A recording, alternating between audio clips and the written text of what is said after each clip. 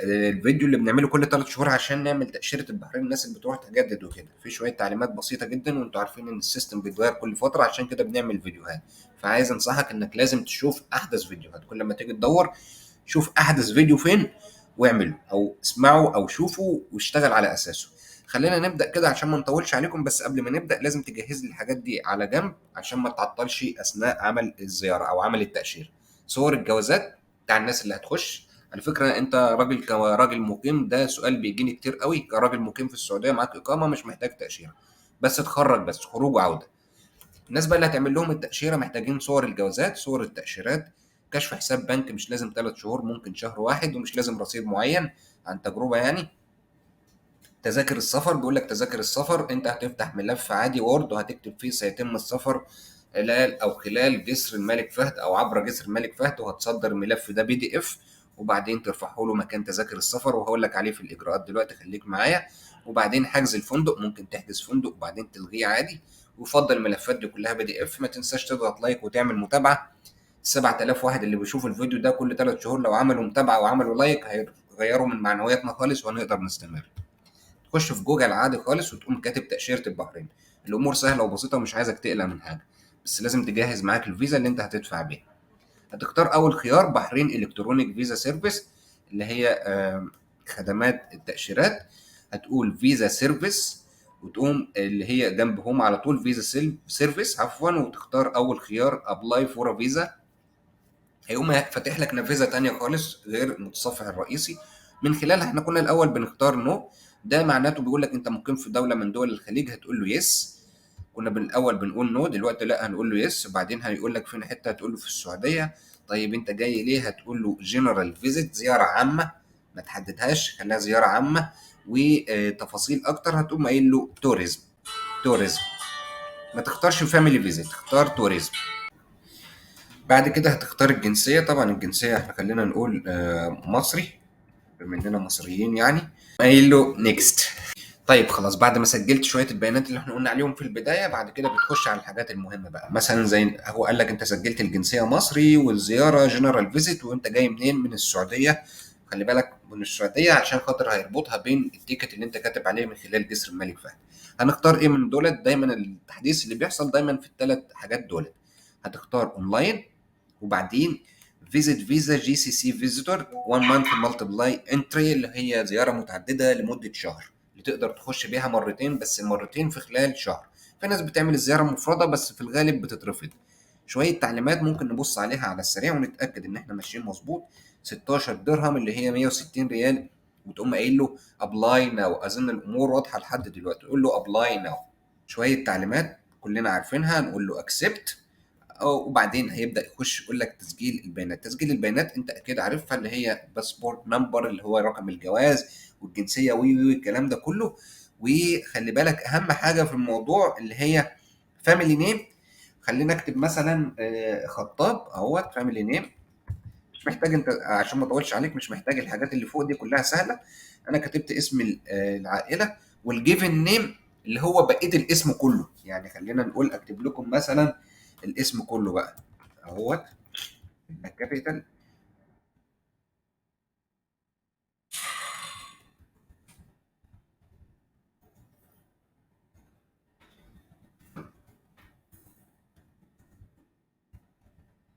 تمام، الجيفن نيم الاسم كله عشان ما تتلخبطش، في ناس بتتلخبط عليهم، انا برضه هحدد لك عليهم دلوقتي. فالفاميلي نيم خطاب، والجيفن نيم الاسم بالكامل حسب الجواز. الاوكيوبيشن خلينا نقول مثلا الوظيفه، خلينا نكتبها زي ما مكتوب في الجواز، هنكتب تشايلد، طفله.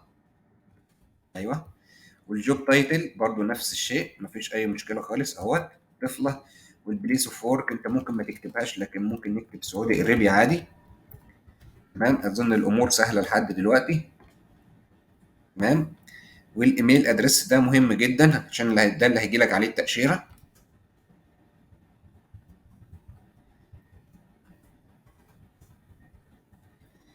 والتليفون نمبر برضو مهم جدا. تمام. وفي النهايه هنا هيقول لك فول نيم ان عربي، الاسم بالكامل باللغه العربيه لانه هيطلع في التاشيره. هنكتب بقى الاسم بالكامل اهو.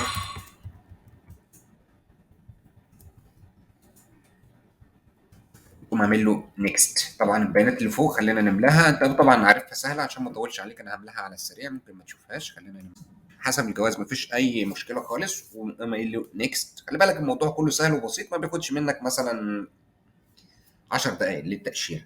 دي البيانات بيقول لك اتاكد منها، خلينا نتاكد على السريع. التاكيد والحاجات دي مهمه جدا. تمام كده، دي كل البيانات بعد ما عدلنا الغلطة اللي عندنا. لازم المراجعة دي مهمة جدا، أنا كنت عاملها هي في ميل، كنت عاملها ميل.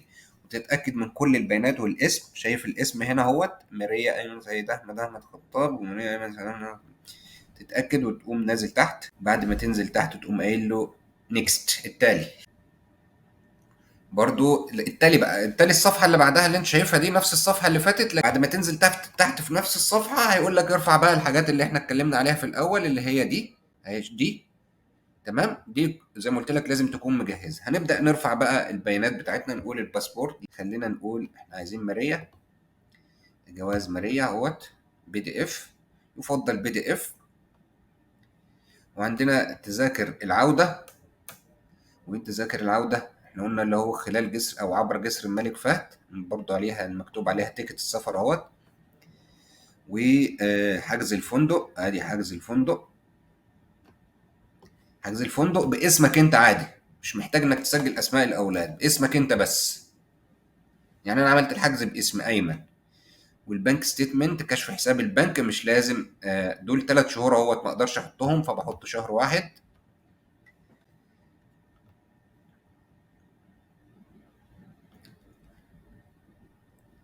تمام، وبعدين الجي سي سي اللي هي تأشيرة السعودية اللي انت جاي بيها من مصر، تأشيرة ماريا، تأشيرة ماريا اهات.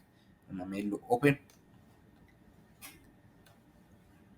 خلاص الملفات ارتفعت كلها او رفعنا الملفات كلها. في حاجه تحت بيقول لك هنا اوبشن او عايز تضيف حاجه زياده، قول له لا شكرا، قمت قايل له نيكست التالي.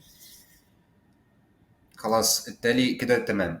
اول ما تخش التالي بيديك بقى البيانات اللي احنا متعودين عليها، الرقم المرجعي اللي هو الاولاني، والجنسيه والرقم الجواز واسم العيله والاسم بالكامل. وتقوم قايل له بيقول لك ادفع بقى، هتدفع دلوقتي 4 دينار، وفي حاله الموافقه اللي هي ان شاء الله باذن الله بتيجي في خلال ساعه بتدفع بقيه ال 12 دينار. خلينا نقول له باي كريدت كارد، تكون مسجل معاك او مجهز معاك الفيزا وتدفع. تفاصيل الدفع انت مش محتاجها في حاجه، خليني اختصر لك الموضوع. سجل بس وادفع. خلاص الحمد لله، انا كده سددت 4 دينار أو دفعنا، وهننتظر ان شاء الله. ده رقم المرجعي، هننتظر ان شاء الله دلوقتي الساعه 49 دقيقه. واول ما ترجع الرساله الثانيه في حاله الموافقه هيقوم قايل لك ادفع ال 12 دينار. ساعتها هكمل لكم بقيه الاجراءات. خليكم معايا، ما تنساش تضغط لايك للفيديو ده. احنا كنا شغالين المره اللي فاتت كانت الساعه 9 و40 دقيقه. الساعه كام؟ خلينا اوريكم الايميل. الساعه كام دلوقتي؟ 10:51 دقيقه. التاشيره جت بعد ساعه و10 دقائق بالظبط. ساعه و10 دقائق بالظبط. كل اللي بيجي لك الايميل ده، بتاخد رقم المرجع كده اهوت، خليه معاك اهوت، وتقوم ضاغط على اللينك عشان ينقلك على الدفع بقى اللي هو 12 دينار بقيه ال 160. ما تنساش تضغط لايك وتعمل متابعه، واستناني كل 3 شهور كده نعمل على النظام الجديد وحسب النظام الجديد. هنسجل رقم الجواز هنا اهوت. الجنسيه حسب اللي مقدم بقى الجنسيه. فيها طبعا ناس كتير بتعمل، يعني لو بتعمل حد غريب ولا حاجه، تاريخ الميلاد، وعندك شهر، وعندك السنه، والمرجع اللي انت جالك في الايميل اللي انت خدته قوي. وبعدين بتروح تكتب رمز الدخول اللي هو 4 5 اي بي اف اكس 5 اكس. تمام، ونقوم قايل له سبميت. يعني تقوم ضاغط هنا اهوت سيلكت تو باي، تقوم معلم عليها سيلكت تو باي، وتقوم قايل له باي. بيأكد عليك. تمام، سيد احمد. تمام، مفيش مشكله. خطاب، ايوه تمام يا ريس، تمام يا ريس. باي ناو. قوم ندخلك بعد كده على صفحه الدفع. صفحه الدفع انت مش محتاج تشوف فيها اي تفاصيل، كلها تفاصيل بسيطه. هدخلك على المرحله اللي بعدها. سددنا الحمد لله كده، الامور تمام. your payment was successful, please print your visa. اطبع التاشيره من هنا. خلاص تقوم جايه لك في ساعتها على طول على الايميل وكده. مبروك عليك التاشيره، واستناني في حلقه جديده. بس ما تنساش تضغط لايك وتعمل متابعه. يعني انا عايز اقول لكم لو ال 7000 8000 اللي شافوا الفيديو ده لو ضغطوا لايك وعملوا متابعه، اكيد الوضع هيختلف معايا. شكرا جزيلا، والسلام عليكم ورحمه الله وبركاته.